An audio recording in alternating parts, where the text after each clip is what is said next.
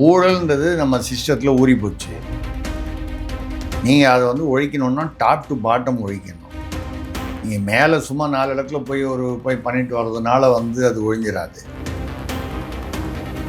வேறு யாரும் போய் வந்து பணம் வாங்கிடக்கூடாது, பணம் கொடுத்துடக்கூடாது. தாவேகா நிர்வாகிகளுக்கு மட்டும்தான் அந்த லஞ்சம் போய் மிரட்டி வாங்குறதோ, ஏதோ ஒன்று கல்குவாரிக்காகவோ இல்லை மற்ற விஷயங்களுக்காகவோ அதுக்கான உரிமை இருக்குது, அதிகாரம் இருக்குன்னா,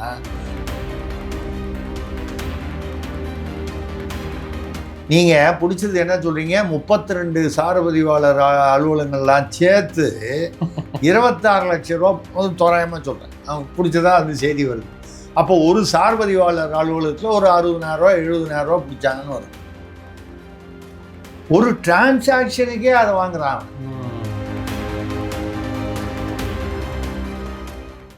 வணக்கம். நம்முடன் இணைந்திருப்பவர் மூத்த பத்திரிகையாளர் திரிசக்தி சுந்தரராமன் அவர்கள். வணக்கம் சார். வணக்கம் ஃபெலிக்ஸ் சார், சொல்லுங்கள். இப்போ நிறைய எல்லா ஆஃபீஸ்லேயும் ரைடு பண்ணாங்க, நிறைய அலுவலகங்களில் செக்ரட்டரியேட்டு அங்கே எங்கன்னு. இதில் நிறைய 32 லட்சம், அங்கே தூத்துக்குடியில் 10 லட்சம், திருநெல்வேலியில் 20 லட்சம்னு நிறைய எடுத்தாங்க. ஸோ இதனால இன்னும் அவங்களுக்கு அரசு மேலே அதிருப்தி எதுவும் இருக்கு? இல்லை, அதாவது ரைடு ஊழல்ன்றது நம்ம சிஸ்டத்தில் ஊறி போச்சு. நீங்கள் அதை வந்து ஒழிக்கணுன்னா டாப் டு பாட்டம் ஒழிக்கணும். நீங்கள் மேலே சும்மா 4 இடத்துல போய் பண்ணிட்டு வர்றதுனால வந்து அது ஒழிஞ்சிடாது. ஆனால் வந்து அதுக்காக வந்து நீங்கள் 4 இடத்துல பண்ணால் தான் 40 பேருக்கு பயம் வரும். 4 இடத்துல பிரச்சனை அதாவது சிக்கிறான்னா மற்றவனுக்கு பயம் வரும். அதே சமயத்தில் அது ரொம்பவும் வந்து நீங்கள் ஓவர்டு பண்ணி ஒரு பக்கம் தாவேகா ஆட்கள் போய் மிரட்டி காசு வாங்குறது நடந்துக்கிட்டே இருக்கும், இந்த பக்கம் ரைடு பண்ணுவீங்கன்னா முரண்பாடாக இருக்குல்ல. அப்போ வந்து என்ன அர்த்தம்னா, வேறு யாரும் போய் வந்து பணம் வாங்கிடக்கூடாது, பணம் கொடுத்துடக்கூடாது. தாவேகா நிர்வாகிகளுக்கு மட்டும்தான் அந்த லஞ்சம் போய் மிரட்டி வாங்குறதோ, ஏதோ ஒன்று கல்குவாரிக்காகவோ இல்லை மற்ற விஷயங்களுக்காகவோ அதுக்கான உரிமை இருக்குது, அதிகாரம் இருக்குன்னா, அப்புறம் திமுக ஆட்சிக்கு அது திமுக அட்லீஸ்ட் அவன் வட்ட செயலாளர் ஏதோ ஒரு பதவியில் இருந்தான். இங்கே பதவி இல்லைன்னா கூட பரவாயில்லைன்ற மாதிரி வந்துருச்சுன்னா அதை விட மோசங்கிற அபிப்பிராயம் தானே மக்களுக்கு வரும். ஆனால் நம்ம என்ன சொல்கிறோம், உங்களுடைய எண்ணம் நல்ல எண்ணமாக இருக்கலாம், ஊழலை ஒழிக்கணும், ஆனால் அதை முறைப்படி செய்யுங்க. அதுக்கு விதிமுறைகள் கொண்டு வாங்க. அரசு ஊழியருடைய யூனியன்கள்லாம் இருக்குல்ல, ஆமாம், அந்த யூனியன் நிர்வாகிகள் இருக்காங்களா, அவங்களை கூப்பிட்டு உட்கார வச்சு பேசுங்க. நீங்களே ஒரு முடிவுக்கு வாங்க, ஐயா இதெல்லாம் எங்களுடைய ஒரு சஜஷன், ஊழலை ஒழிக்கிறதுக்கு இதெல்லாம் வழி அப்படின்னு எங்கள் ஒரு ஆலோசனைகள். இந்த ஆலோசனைகளில் நீங்கள் என்ன சொல்கிறீங்க, உங்களுடைய ஆலோசனை சொல்லுங்கள். ஒரு கலந்து பேசி ஒரு விதிமுறைகளை உருவாக்குனா அப்போ அவங்க ஒத்துழைப்பாங்க. இப்போ நீங்கள் இதுவாக பண்ணும்போது இப்போ கூட பேசுகிறான், 32 சார்பதிவாளர் அலுவலகத்தில் வந்து மொத்தம் 26 லட்சம் ரூபாய் பிடிச்சோம். மொத்தமாக ஒரு சார்பதிவாளர் அலுவலகம் சப் ரிஜிஸ்ட்ரார் ஆஃபீஸு தமிழ்நாட்டில் எங்கே, சென்னை மாதிரி இடத்துலையோ கோயம்புத்தூர் மாதிரி பெரிய இடங்கள்லையோ இல்லை முக்கியமான இடங்களில் ஒன்று ஈசிஆரில் போய் பாருங்க. ஒரு நாளைக்கு எவ்வளவு கோடி ரூபாய் லஞ்சம் வந்து அங்கே வந்து ரொட்டேட் ஆகுது. அது ஜிபேயில் போகுதா, எதில் போகுதா, கேஷாக போகுதா, அதெல்லாம் வர. நீங்கள் பிடிச்சது என்ன சொல்கிறீங்க? 32 சார்பதிவாளர் அலுவலகங்கள்லாம் சேர்த்து 26 லட்சம் ரூபா தோராயமாக சொல்கிறேன். அவங்க பிடிச்சதா அந்த செய்தி வருது. அப்போ ஒரு சார்பதிவாளர் அலுவலகத்தில் ஒரு 60,000 70,000 ரூபா பிடிச்சாங்கன்னு வருது. ஒரு டிரான்சாக்ஷனுக்கே அதை வாங்குறாங்க. ஒரே ஒரு டிரான்சாக்ஷன், ஒரு நாளைக்கு எவ்வளோ டிரான்சாக்ஷன் நடக்குது? அப்போது நீங்கள் மக்கள்கிட்ட வந்து ஏதோ நாங்கள் ஊழலுக்கு எதிராக வந்து இருக்கோன்றதை காமிச்சிக்கிறதுக்காக வழக்கம் போல் எதுவும் ரீல்ஸ் தானோங்கிற மக்கள் சந்தேகப்படுறாங்கல்ல. இந்த ஊழியர் சங்கங்களை கூப்பிடுங்க. சார்பதிவாளர்கள்னு ஒரு ஊழியர் சங்கம் இருக்குது, அதிகாரிகள் சங்கம் இருக்குது, அரசு ஊழியர்களுக்கு இருக்குது. யார் யாரை கூப்பிடணுமோ அவங்கவுங்கள கூப்பிட்டு உட்கார வச்சு இதெல்லாம் எங்கள் ஆலோசனைகள். ஊழல் ஒழிக்கணும்னு எங்கள் எண்ணம். நீங்கள் எப்படி இதுக்கு என்ன சொல்கிறீங்க? உங்களுடைய ஆலோசனையிலையும் சொல்லுங்கள், கலந்து பேசுங்க. அதுக்கு ஒரு அந்தந்த அமைச்சர் தலைமையிலையோ இல்லை வச்சு ஒரு கமிட்டி போடுங்க. எல்லாமே ஒரே நாளில் எதுவுமே நடக்காது. ஒரு 6 மாதத்தில் கொஞ்சம் கொஞ்சமாக அதுக்கான இம்ப்ரூவ்மெண்ட் தெரியும். அதெல்லாம் செய்யாமல் வெறும் ரீல்ஸ் மட்டும் போட்டுட்டு இருந்தீங்கன்னா அது எவ்வளோ நாள் சாயம் வெளுத்துரும்ல. இல்லை, அப்புறம் எங்களுக்கு மதிப்பு இல்லைன்னு நிறைய பேர் கட்சி விட்டு வெளியில் போகிறாங்க. இப்போ ராஜபாளையம் எம்எல்ஏ இந்த மாதிரி ஆட்களும் எங்களுக்கு பெரிய கொலை மிரட்டல் விடுறாங்க, நான் அதை கழட்டிடுவேன் இதை கழட்டிடுவேன்லாம் நிறைய ஆடியோக்கள்லாம் வருது. அம்மா ஜெகதீஸ்வரி தானே? ஆமாம். அவர் யாரோ லட்சுமணன் ஒருத்தர் வந்து சாத்தூர்லேருந்து அவர் காலை சாத்தூர் ஆட்கள் யாரும் ராஜபாளையத்துக்குள்ளே காலை வைக்க விட மாட்டேன் அப்படின்னு மிரட்டுது மேடையிலேயே மைக்கிலேயே. அதுக்கப்புறம் அந்த ஏதோ ஆடியோவில் பேசியிருக்கு, அந்த ஆளை வந்து கொன்று போட்டுருவேன் அப்படிங்குது. என்ன பண்ணாருன்னா, இவங்க சாத்தூர்லேருந்து வந்து அவர் ஏதோ ஒன்றிய செயலாளராம் லட்சுமணன், அவர் இங்கே வந்து இவங்க ராஜபாளையம் ஏரியாவில் வந்து எல்லாருக்கும் லட்டு கொடுத்தாராம். ஏன் லட்டு கொடுத்தா கொடுத்துட்டு போகிறாராம், சாப்பிட்டு போகிறான், என்ன ஆச்சு? வேணா நீ அவர் லட்டு கொடுத்தா நீங்கள் ஜிலேபி வாங்கி கொடுங்க, அவ்வளோதானே. லட்டு கொடுக்கக்கூடாது, அவன் எப்படி கொடுப்பான்? யாருக்கு? அவனுக்கு லட்டு கொடுக்கும் அதிகாரம் அவனுக்கு யார் கொடுத்தது? லட்டு கொடுக்குறது ஒரு பெரிய தப்பா? நம்ம அந்த லட்சுமணன் யாருன்னு தெரியாது. நம்ம சொல்கிறது என்னென்னா, இது ஒரு பெரிய விவகாரமாக ஒரு அமைச்சர் பேசுகிற, இப்போ அவர் அந்த அமைச்சரோட பிஏ பேசுகிறார் யாரோ பேர், அது அந்த அம்மாவோட குரல் வழக்கமானது. அந்த அம்மாவோட குரலே இல்லை, ஏஐயில் யாரோ அவங்கள மாதிரி பண்ணிட்டாங்க. யாரோ அந்த ராஜகுருன்னு ஒரு அவர் திமுகலேருந்து வந்து சேர்ந்தார் 7 மாதம் முன்னால், அவர் தான் அதை வேணும்னு பண்ணாருன்னு அவரை இப்போ கட்சியை விட்டு நீக்கிட்டாங்க. அவருக்கு ஃபோனில் பேசிக்கிட்டு தான் அந்த அம்மா கிட்ட. இது அதாவது எந்த அளவுக்கு இவங்க வந்து இந்த அதே மாதிரி பார்த்தீங்கன்னா, அவர் ஷாஜஹானுக்கும் இன்னொரு அமைச்சருக்கும் தகராறு, ஒரு கும்போணம் வினோத் அவர்களுக்கும் தகராறு, ஷாஜஹான் தஞ்சாவூர்கார் அமைச்சர் முஸ்லீம் லீகு, அப்புறம் வந்து ஒரு அமைச்சர்களில் செங்கோட்டை 9 தடவை எம்எல்ஏவாக இருந்தவர் மூத்தவர், அவருக்கும் இந்த விஜய் பாலாஜி அவரோட சீமானை பார்த்து கேட்டார். சீமான்னா யாரு? அவர் எம்எல்ஏவா எம்பியான்னு கிண்டலாக கேட்டார்ல, அந்த தம்பி அமைச்சர் வந்து விஜய் பாலாஜின்னு. அவருக்கும் செங்கோட்டையன் என்னன்னா, செங்கோட்டையன் பொறுப்பு அமைச்சராக போட்டது விஜய் பாலாஜியோட சொந்த தொகுதியாக. அவர் வந்து அங்கே வந்து ஏதாவது ஒரு விழாவுக்கு வரணும்னா என்ன கூப்பிடணும்னு இவர் சொல்கிறாரு, என்ன தான் கூப்பிடணும்னு இவர் சொல்கிறாரு. பிரச்சனை இந்த அமைச்சர்கள் ஜோடி ஜோடியாக பிரச்சனையாக வருது. கிட்டத்தட்ட ஒரு 7-8 இருக்குது நமக்கு வெளியில் வந்த வரைக்கும். இதெல்லாம் வந்து ஆரம்பத்திலேயே சரி பண்ணலன்னா நீங்கள் கட்சியை இவங்களுக்குள்ளே சண்டையாக இருக்கும், கட்சியை உள்ளே வளர்க்க மாட்டாங்க பெருசாக. கட்சி அதாவதுங்க மானானப்பட்ட வளர்ந்த கட்சியில் வந்து இப்போ திருச்சியில் நேரு குரூப்பு, அன்பில் மகேஷ் குரூப்பு, திருச்சி சிவா குரூப்புன்னெலாம் இருந்துச்சு. கலைஞர் காலத்தில் சேலத்தில் வீரபாண்டி ஆறுமுகம் குரூப்பு, பனமரத்துப்பட்டி ராஜேந்திரன் குரூப்புன்னு இருக்கும். இந்த பக்கம் டெல்டாவில் பார்த்தீங்கன்னா தஞ்சாவூர் பழனிமாணிக்கம் குரூப்பு, கும்போணம் கோசிமணி குரூப்புன்னு இருக்கும். இது எல்லா இடத்துலையும் வரக்கூடியது தான். அதெல்லாம் வந்து வளர்ந்த பிறகு வந்தது. இது வளர்கிறதுக்கு முன்னாலேயே அப்படி இருந்துச்சுன்னா இன்னும் போக போக என்ன ஆகும்? இதில் வேறு நீங்கள் வேறு அதிமுகலேருந்து கொண்டு வரீங்க, திமுகலேருந்து கொஞ்சம் பேர் கவுன்சிலர் வந்து சேர்ந்துருக்கான், வேறு கட்சியிலேருந்து வந்திருக்கான். அப்போது இப்போ பார்த்தீங்கன்னா கொஞ்சம் பேர் வந்து மா சுப்பிரமணியன் தலைமையில் போயிட்டு தான் சொல்கிறாங்க. ஆமாம், மதிப்பேர் எங்களுக்கு பதவி கொடுக்க மாட்டேன்றாங்க. ஏன்னா புதுசாக வந்தவங்களுக்குலாம் கொடுக்குறாங்க. 14 வருஷமாக விஜய் தளபதியோட வந்து ரசிகர் மன்ற காலத்துலேருந்து இருக்கும், பயணப்பட்டுக்கிட்டு இருக்கோம் அப்படின்னு சொல்லி வரத்தான் செய்யும். இவ்வளோ வருஷமாக அவன் போஸ்டர் ஓட்டிகிட்டு, இவ்வளோ வருஷமாக அவன் வந்து கூட வந்து கட் அவுட்டுக்கு பால் அபிஷேகம் பண்ணிவிட்டு அவன் எல்லாம் பண்ணிவிட்டு உட்காந்துருக்கான். அது சரியோ தப்போ அவன் பண்ணிக்கிட்டு இருக்கான். ஆனால் இன்றைக்கி வந்து புதுசாக வேறு கட்சியிலேருந்து வந்தவங்களுக்கு தான் மரியாதைன்னா, அப்போ அவனுக்கு நான் எப்போ வளருது அப்படிங்கிறத கேள்வி வருது. எல்லா கட்சிகளுக்குங்கிறத விட தாவேகாவுக்கு அதிக தலைவலி இருக்குது. இந்த மற்ற எதிர்கட்சிகளும் ஒரு நெருக்கடி, கட்சிக்குள்ளேயும் நெருக்கடி. அதிமுக பார்த்தீங்கன்னா அது ஒரு விதமான அவங்க பிரச்சனை. நிறைய பேர் விட்டுட்டு போயிட்டாங்க, இன்னும் நிறைய பேர் விட்டுட்டு போயிடுவாங்க போல தெரியுது. இந்த பார்டரில் நிற்கிறாங்க.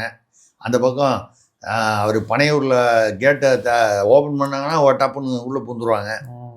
அதான் இப்போ அந்த அலுவலகத்தை பனையூருக்கு மாற்றுவாருங்கிற மாதிரி ஒரு செய்திலாம் நம்ம பேசிட்டு இருந்தோம் ஏற்கனவே. பனையூரில் முட்டுக்காடு, அதான் பனையூர் பக்கத்தில் முட்டுக்காடு, அது வந்து செக்ரட்டேரியட்டே சட்டமன்றத்தையே அங்கே மாற்ற போகிறாங்கன்னு ஒரு செய்தி அடிபட்டுச்சு. உறுதிப்படுத்தலை அது.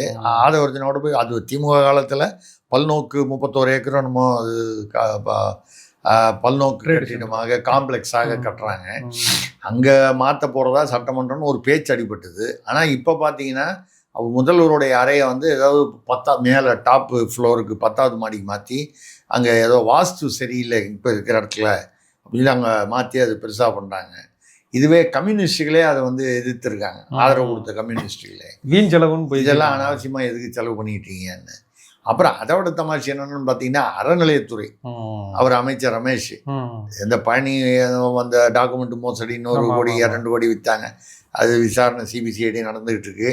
அதில் ஒரு திமுக வட்ட செயலாளர் வந்து சாட்சி கையெழுத்து போட்டிருக்காரு. சில பேர் வந்து இல்லை அமைச்சர் வந்து முதல் நாள் நீங்கி புறப்பட்டு நடுவில் சில மணி நேரங்கள் எங்கேயோ அவர் வந்து மிஸ் ஆனார், வலைதளத்தில் பார்த்தேன். அது உண்மையாக இல்லையான்னு நமக்கு தெரியாது. அவர் ஏதோ ஒரு ஊர்லேருந்து புறப்பட்டு இன்னொரு ஊர் வர்றதுக்குள்ள நடுவில் 8 மணி நேரம் மிஸ்ஸிங்க. அவர் எங்கே போனார்? சிக்னல் இல்லை. ஆமாம், இல்லை தாமதமாக வந்தார், எங்கே போனாருன்னு தெரியல. வேறு எந்த இடத்துலையும் அவர் போனதாக பதிவுகள் இல்லை. அப்போது அவர் மாயமானது. அவர் எங்கேயா போய் ரஷ் எடுத்து சாப்பிட்டுக்கிட்டு படுத்து வைங்க கூட வந்திருக்கலாம், தெரியாது. அந்த மாதிரி வந்து இல்லை அவருடைய அறையும் வந்து இப்போது வாஸ்துக்காக வந்து கொஞ்சம் ஏதோ ரிப்பேர்லாம் பண்ணாங்க இந்த பிரச்சனைனால. ஆமாம், ஏன்னா பழனியில் பிரச்சனை வந்துருச்சு. ஐயா, ஒரு ஆட்சி நடந்தா, ஒரு அரசு நடத்தினா தினம் ஒரு இடத்துல வந்து ஒரு பிரச்சனை வரும், ஏதோ ஒரு துறையில் வரும். நீர்வளத்துறையில் வரும், நெடுஞ்சாலைத்துறையில் வரும், தாட்கோவில் வரும், பதிவுத்துறையில் வரும். இவன் வரதான் செய்யும். கூட இருக்கவங்க கூட நாளே வரும். அது கூட இருக்கிறவங்க தான் மெயினாக அது வரும், அவனால தான் வரும். இது வரும்போது ஒரு துறையும் நீங்கள் அது வாஸ்து சரியில்லைன்னு ரூமை மாற்றுறீங்க, ரூமில் வந்து ரிப்பேர் பண்ணுறீங்கன்னா நீங்கள் செக்ரட்டேரியட்டுக்குள்ளேயே எல்லாம் தமிழ்நாடு அரசு பட்ஜெட்டில் உள்ள செலவெல்லாம் வந்து போடுது. இந்த வருஷம் பார்த்தீங்கன்னா இந்த 3 மாதத்தில் பார்த்தீங்கன்னா 21,000 சொச்சம் கோடி வந்து 21,800 கோடி என்னமோ கடன் ஏறி இருக்கு. கிட்டத்தட்ட 22,000 கோடி 2 மாதத்தில் அவ்வளோ வாங்க வேண்டியது இருக்குன்னு. ஆமாம், அதில் 14,000 கோடி வட்டியாக கட்ட வேண்டியது இருக்குது ஏற்கனவே வாங்கினதுக்கு. அது முன்னால் உள்ள திமுக, அதுக்கு முன்னால் உள்ள ஆட்சியில். மீதம் திமுக ஆட்சியில் 5 லட்சம் கோடியாக இருந்ததை 10 லட்சம் கோடியாக ஆக்கிவிட்டாங்க, கடன் டபுள் ஆக்கிவிட்டாங்க. ஸோ அதுக்கு வருஷத்துக்கு இவ்வளவு கட்டணும் போது அப்போ இந்த ஒரு 2 மாதத்துக்கு உள்ளது காட்ட வேண்டியது வருது.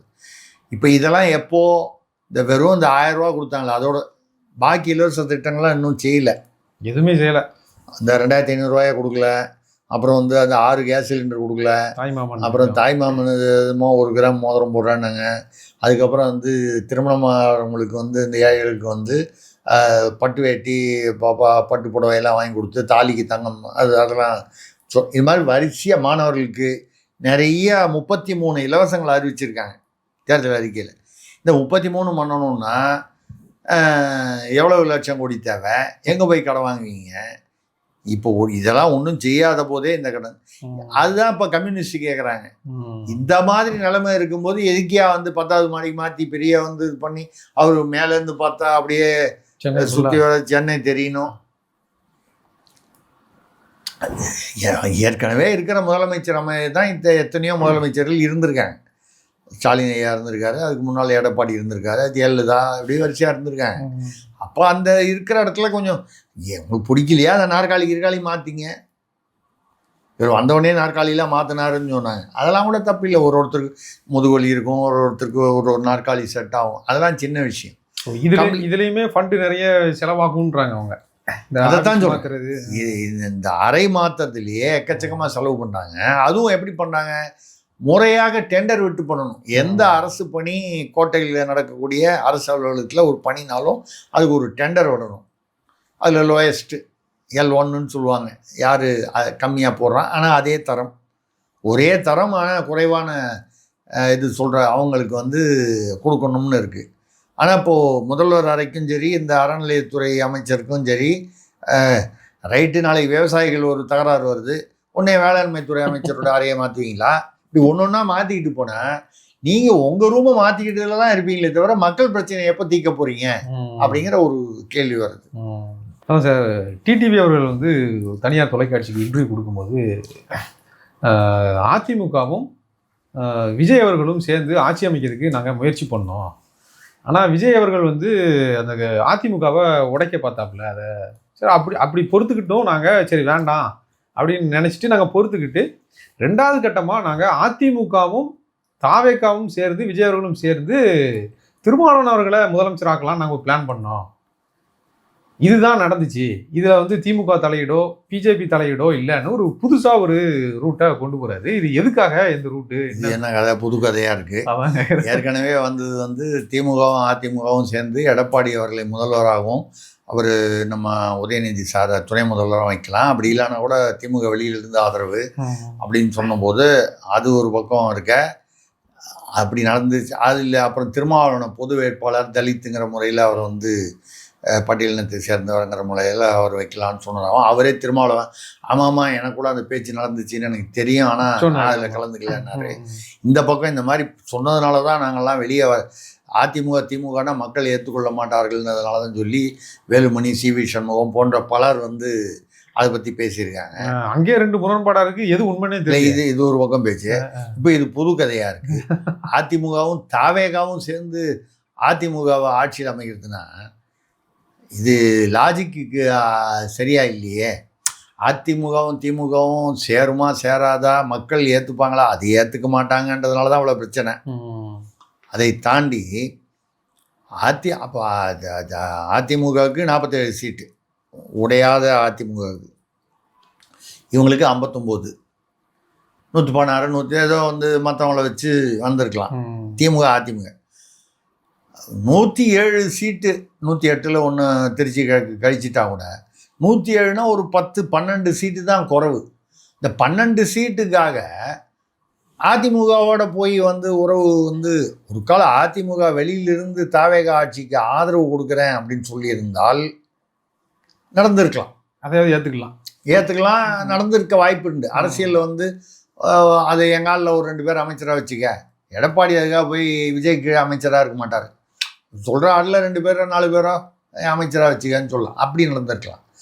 ஆனால் அதிமுகவும் தாவேகாவும் ஒரு கூட்டணியாக சேர்ந்து அதிமுக 47 சீட்டு இருக்கிறதுலையே கம்மியாக வாங்கின 40 அதிமுகவில் வந்து எடப்பாடி அமைச்சராகிறதுக்கு விஜயோ தாவேகாவோ எப்படி ஒத்துப்பாங்க? அதில் ஒன்றும் லாஜிக்கே இல்லை. டிடிவி தினகரன் என்ன எதற்காக இந்த புதுக்கதையை சொல்கிறாருன்னு தெரியல. ஏன்னா 2-3 தடவை அழுத்தி எழுதி சொல்லுவாப்புல, பிஜேபி தலையீடும் இல்லை திமுக தலையீடும் இல்லை அப்படின்னு. அது இல்லை, பிஜேபி அது தொடர்ந்து சொல்லிக்கிட்டே இருப்பாப்புல. இல்லை, அதாவது என்னை பொறுத்த வரைக்கும் பிஜேபி இது நடுவில் சொன்னாங்க திமுக அதிமுக சேரணும்னு பிஜேபி தான் ஏற்பாடு பண்ணிச்சுன்னு ஒரு தகவல் வந்துருந்துச்சு. நான் லாஜிக்கை வச்சு சொல்கிறேன், இது பிஜேபி செய்வதற்கான வாய்ப்புகள் குறைவு. ஐயா செஞ்சாங்க செய்யலை நமக்கு தெரியாது, உள்ளுக்குள்ளே என்ன வேணால் நடக்கலாம். ஆனால் ஏன்னா பிஜேபியை பொறுத்த வரைக்கும் தமிழ்நாட்டில் இந்த திராவிட கட்சிகள் 2யுமே வந்து பலவீனப்படுத்தணுங்கிறது தான் அவங்களுடைய நோக்கம். ஏன் இங்கே பிஜேபி வளரல? தேசிய காங்கிரஸே சுதந்திரம் வாங்கி கொடுத்த கட்சின்னு சொல்லிட்டு இருக்கிற காங்கிரஸ், 67 வரைக்கும் ஆட்சியில் இருந்த காங்கிரஸ் இன்றைக்கி பெருசாக வளர்ச்சி இல்லையே தமிழ்நாட்டில். ஒன்றுமே இல்லை, அது ஒன்றும் சத்தமே இல்லாமல் இருக்குல்ல. ஏதோ திமுக கூட்டணியில் நின்னாங்க, வாங்கினாங்க, இவங்க ஆதரவு கொடுத்ததுனால அமைச்சரானாங்க. ஏதாவது ஒரு இடத்துல காங்கிரஸ் நின்னா தனியாக ஜெயிக்கும்னு சொல்கிற ஒரு தொகுதி கூட சொல்ல முடியல. கம்யூனிஸ்ட்டுக்கும் அந்த மாதிரி தான் போயிடுச்சு. அந்த மாதிரி உள்ள சூழ்நிலையில் திமுகவையும் அதிமுகவையும் பலவீனப்படுத்தணும்னு மத்திய பாஜக நினைக்கும் பொழுது இவங்க சேர்ந்து ஆட்சி அமைக்க அவங்க எப்படி விடுவாங்க? லாஜிக் இடிக்குது. அவங்க சேர்ந்துட்டாங்கன்னு வைங்க, இப்போவே பாஜக அடுத்த 10 வருஷத்தில் எவ்வளோ தூரம் வளர போகுதுன்னு தெரியல. அப்படி சேர்ந்து அவங்க ஸ்ட்ராங் ஆகிட்டாங்கன்னா 10 வருஷங்கிறது 20 வருஷம் வரைக்கும் வளராது, பாஜகவும் வளராது, தேசிய கட்சியான காங்கிரஸும் வளர்கிறதுக்கு வாய்ப்பு இல்லை. அப்படி ஒரு நிலை பாஜக எடுக்குமா, மத்திய பாஜக எடுத்திருக்குமான்னா லாஜிக் இடிக்குது. டிடிவி ஏதோ ஒரு புது கதை சொல்கிறாரு, என்ன ஏதோ செட் பண்ண பார்க்குறாருப்பா. இல்லை, அது ஒரு நெரட்டிவ் ஒன்று, சும்மா அந்த பக்கம் எல்லாம் திமுக அதிமுக ஒன்றா சேர பார்த்தாங்கன்னு சொல்லிட்டு இருக்காங்க. அது இல்லைன்னு சொல்லி இப்போ அதிமுக கொஞ்சம் பலப்படுத்தணும்னு பார்க்குறாங்க. அவர் வந்து எடப்பாடியோட அவருக்கு இருந்த கருத்து வேற்றுமையெல்லாம் தேர்தலுக்கு முன்னாலேயே கொஞ்சம் சரி பண்ணிக்கிட்டாரு. இப்போ கொஞ்சம் பேர் போகிறேங்கிறாங்க. கொஞ்சம் அதிமுகவை பலப்படுத்தணும், ஆட்சியை பிடிக்கிற அளவுக்கு ஒன்றும் இல்லைன்னா கூட கட்சி நிலைக்கணும் இல்லை, அதுக்காக அவர் ஏதோ ஒரு இப்படி சைட்லலாம் ஏதோ சொல்லிட்டு இருக்காருன்னு நினைக்கிறேன். இவர் வைகோ அவர்கள் புத்தக வெளியீடுக்கு டெல்லியில புத்தக வெளியீடுக்கு பேசியிருந்தாங்க. அவரே தான் போய் ஆமா முதல்ல வந்து கூப்பிட்டாரு. அவர் வந்து இவர் முதல்வர் விஜய் நீங்கள் தான் வந்து டெல்லியில் இது பண்ணோம், அவர் வரேன்னு சொல்லிட்டாருன்னு சொன்னார். இப்போ நேற்று நம்ம போய் விஜயை பார்த்துட்டு நீங்கள் வந்தால் கூட்டம் வந்துடும், அதனால் நீங்கள் வராதீங்க அப்படின்னு இவரே அவருக்கு கோரிக்கை விடுத்துட்டு இப்போ வந்து ராகுல் காந்தி வெளியிடுறாராம், அகிலேஷ் யாதவ் வந்து முதல் பிரதி பெற்றுக்கொள்கிறாராம் டெல்லியில். அதுக்கப்புறம் அதோடைய அந்த புத்தகம் ஆங்கிலம் போல இருக்குது, அதை தமிழில் வெளியிடும்போது முதல்வர் விஜய் வச்சு பிற்காலத்தில் பின்னால் அப்புறமா வெளியிட்டுக்கலாம். அப்போ கூட்டம் வராதாமா? அப்போ கூட்டம் வராதா? அது தமிழ்நாட்டிலேயே வச்சா வராதா? டெல்லியில் வச்சா கூட்டம் வந்துருமா? தமிழ்நாட்டில் வச்சா கூட்டம் வராதா? என்னத்தியா ஒன்றும் இல்லை, இவர் கூப்பிட்டுருப்பாரு, அவர் வரலன்னு இருப்பாரு, அதுக்கு ஒரு மரியாதையாக நான் தான் வர வேணான்னு சொல்லிட்டேன்னு பில்டப் கொடுக்குறாரு. அதில் கூப்பிட்டுருக்கிறது மல்லிகார்ஜுன் கார்கே கூப்பிட்டுருக்காரு, பாஜகவை சேர்ந்த அஸ்வினி வைஷ்ணவை கூப்பிட்டுருக்காரு, இப்படி பல அவங்க சரத்பவாரை கூப்பிட்டுருக்காரு. அதெல்லாம் வந்து அவருக்கு பல தொடர்புகள் உண்டு, தேசிய அளவில் நண்பர்கள் உண்டு, கட்சி சார்பு இல்லாமல். அதெல்லாம் நம்ம வந்து ஒன்றும் சொல்லலை, சும்மா பில்டப் கொடுத்தாரு. விஜய் வந்து அவர் தான் வந்து வெளியிடுறேன்னு ஏதோ கையும் காலையும் வச்சுக்கிட்டு பிடிவாத முடிச்சாரு அப்படிங்கிற மாதிரி அன்னைக்கு சொன்னார். இல்லை இவரு வேண்டாம்னு சொல்றதுக்கான காரணம் என்ன? எதுவும் பிஜேபி ஆட்கள் அங்கே அதிகமாக வராங்க, இல்லை டெல்லி தொடர்பு எதுவும் வேண்டாம்னு நினைச்சுக்கிறாரா அவரு? இல்லை அவர் விஜய் இப்போ வரலான்னு பாரு, இருக்கிற பிரச்சனை காவிரி பிரச்சனை இருக்கு, அது இருக்கு, இது இருக்கு, இதெல்லாம் பிரச்சனை இருக்கு. இப்போ போய் நான் போய் அது போய் இப்போ டெல்லிக்கு இப்போ அந்த வேலையை நான் வரலைங்க நீங்கள் பார்த்துங்க அப்படின்னு இருப்பாரு. அவர் வரலன்னு சொல்லிட்டாருன்னு சொன்னால் அது கொஞ்சம் நெகட்டிவாக இருக்கும். நான் தான் அவரை கூட்டம் சேருவோம் டெல்லி. சரி, இப்போ கூட்டம் சேருவோம் வரவேணான்னு சொன்னீங்களே, ஒரு மாதத்துக்கு முன்னால் நான் அவரை கூப்பிட்டுருக்கேன், அவர் வரேன்னு சொன்னார்னு சொன்னீங்களே, அன்றைக்கி தெரியாது அவங்களுக்கு அவர் கூட்டம் வரும்னு? அன்றைக்கி இவருக்கு சிந்தனை வரல, இன்றைக்கி சிந்தனை வந்துருச்சா? அவர் வைகோ தான் கொஞ்சம் அந்த நேரத்துக்கு தகுந்த மாதிரி ஏதாவது பேசிக்கிட்டு இருப்பார். தமிழ்நாட்டில் வேறு உங்களுக்கு வேறு டெய்லி சென்னையிலேயே பார்த்தீங்கன்னா 3 டிகிரி வெயில் அதிகமாக இருக்குன்றாங்க, 7 டிகிரி வழக்கமான வெயில் அதிகமாக இருக்குன்றாங்க. இப்படி தலைவர்கள்லாம் கொஞ்சம் பேசுகிறதெல்லாம் பார்த்தா நமக்கு தெரியுது, ஆமாம்மா வெயில் கொஞ்சம் உச்சத்துக்கு தான் போயிருக்குன்னு. அது தவிர வேறு என்ன சொல்கிறது? Okay sir. ஆமாம், உங்களுடைய கருத்துக்களை மிக தெளிவாக முடிச்சுக்கு ரொம்ப நன்றி சார். நன்றி, வணக்கங்க.